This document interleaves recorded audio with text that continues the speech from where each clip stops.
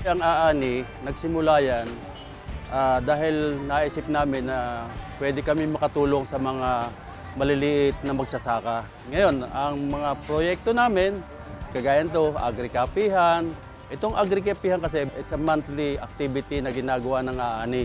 May mga showcase, may mga exhibit kung saan tinitrade o pinopromote yung mga produkto na directly na pinoproduce ng ating mga magsasaka. Tapos may mga seminar para matutunan din nila at magkaroon sila ng knowledge.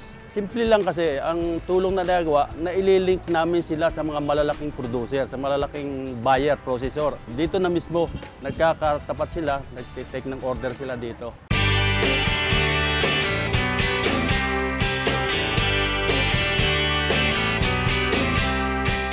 Ako ay isang professor sa UP Los Baños. Mga 5 taon bago ako mag-retire, ay ako'y dumaan sa health crisis. At ang payo ng doktor sa akin ay kumain ng vegetables at saka fruits.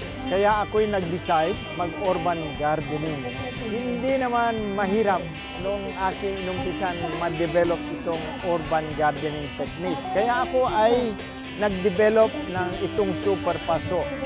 Isang uri ng container gardening, no? Lahat ng pangangailangan ng halaman sa isang pasong lupa ay nailagay natin sa tinatawag nating super paso. Ngayon, ipapakita ko sa inyo kung paano maghalaman gamit ang super paso. Ito ho yung pinaka-basic component ng super paso.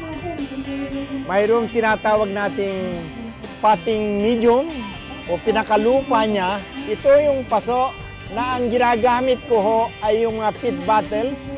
Ang pangatlong component ay yung kanyang pinaka-abono. Yan ang component ng sistema ng super paso.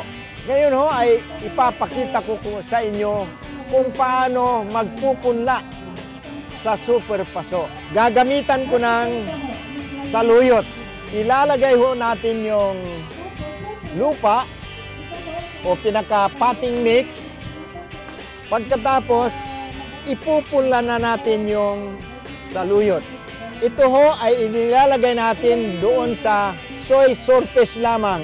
Huwag nating ibabaon. Binabasa natin yung lupa. Pagkatapos ho, ini-sprayhan din natin at ito ay tinatakip. Ito ho ay ibibitin natin sa malilim na lugar. Ito hong buto ng saluyot, sa loob ng 1 linggo ay siya ay sisibol na.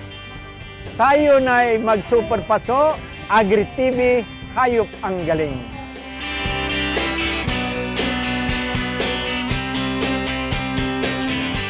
Buwan-buwan ho ay ginaganap itong aming agrikapihan Agribazar. Sigurado ako na magkakaroon kayo ng pagkakataon na ma-meet yung mga buyers na kung saan din nagaling buyer processor. Mula sa agrikapihan ng aani, Agri-TV, hayop ang galing.